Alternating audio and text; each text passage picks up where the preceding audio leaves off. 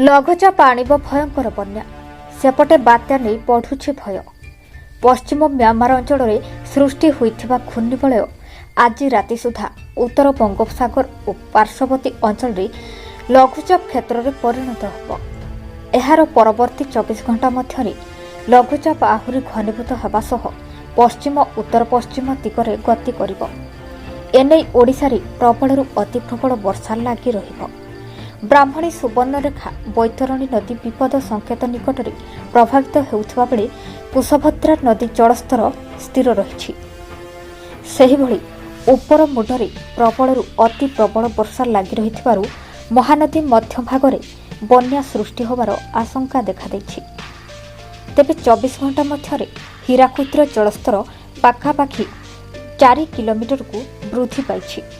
ତେଣୁ ନଦୀ ଜଳସ୍ତର ଆହୁରି ବଢ଼ିବା ସହ ବନ୍ୟା ଆଶଙ୍କା ସୃଷ୍ଟି ହୋଇଛି।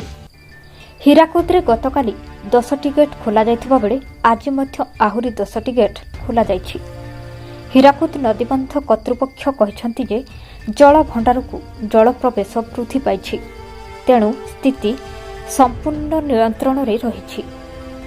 ତେବେ ପାଣିପାଗ ବିଭାଗର ସୂଚନା ଅନୁଯାୟୀ ବାଲେଶ୍ୱର, ଭଦ୍ରକ, ଯାଜପୁର, କେନ୍ଦ୍ରାପଡ଼ା, ଜଗତସିଂହପୁର, କଟକ, ଖୋର୍ଦ୍ଧା, ପୁରୀ, ନୟାଗଡ଼, ଗଞ୍ଜାମ, ଗଜପତି, ଢେଙ୍କାନାଳ, କନ୍ଧମାଳ ଏବଂ କଳାହାଣ୍ଡି ଜିଲ୍ଲାରେ ପ୍ରବଳରୁ ଅତି ପ୍ରବଳ ବର୍ଷା ହେବ।